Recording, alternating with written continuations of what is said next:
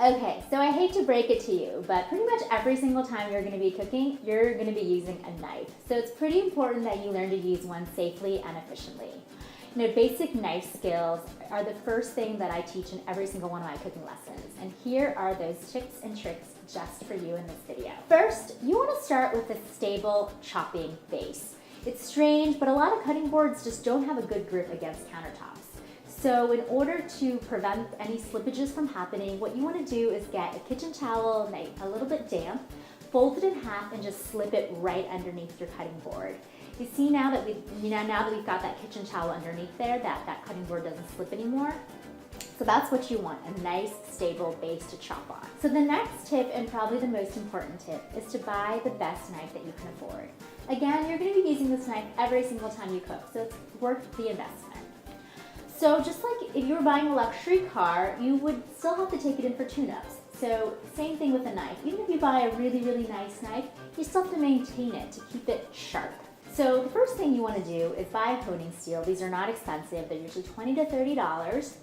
And you want to use it probably like every other time you are using your knife. Basically, the blade of your knife is made up of all these little teeth. And every time you use them, these teeth end up fraying.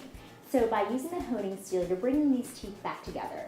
All you want to do is hold the honing steel in one hand and then your knife in the other hand and draw it from the back to the front of the blade at about a 30-degree angle, and do this on both sides about 3 to 4 times. And that'll help maintain your knife throughout all the uses. I also take it to get professionally sharpened once or twice a year, and that actually renews the blade and makes you feel like you have a brand new knife. The last tip is to not put your knives in the dishwasher.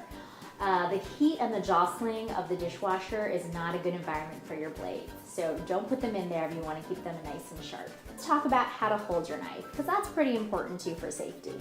I've seen students hold their knives in all sorts of different ways. I've seen people hold it towards the back of the handle. I've seen people hold it with the index finger out. These ways of holding your knife actually don't give you a lot of control over the knife when you're using it to chop, which is not good. What you want to do is you want to hold your knife where the blade and the handle meet. And you want to hold it as if you were shaking somebody's hand. So just kind of reach out and pretend to shake your knife's hand.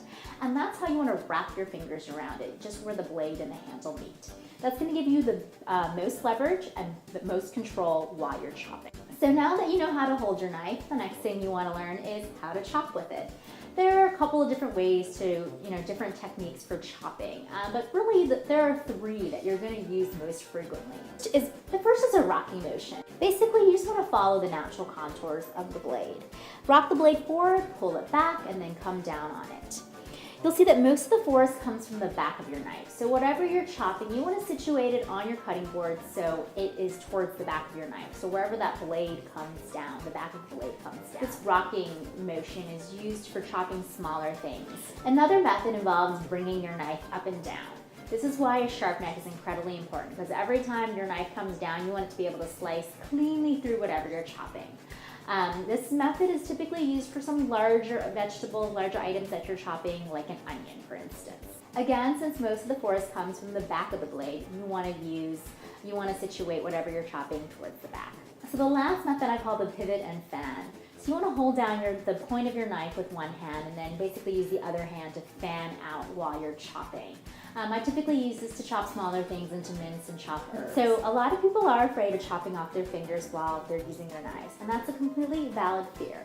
Especially since the way most people chop is they have their hands completely out with all their fingers splayed. What you want to do is you want to hold whatever you're chopping with the tip of your fingers and then roll up and basically form a wall with your knuckles. So you really want to use your knuckles as a guide for your knife and also as a barrier so that you're not hurting yourself in any way. Another important safety tip is to create a flat surface with whatever you're chopping.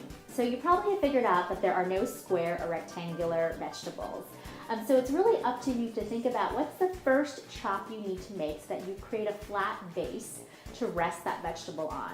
A rolling vegetable is a pain in the butt to chop and is definitely not safe. So really try to think about creating a flat base as your first cut with whatever you're chopping. So those are my basic knife tips and skills that'll help you get started in the kitchen.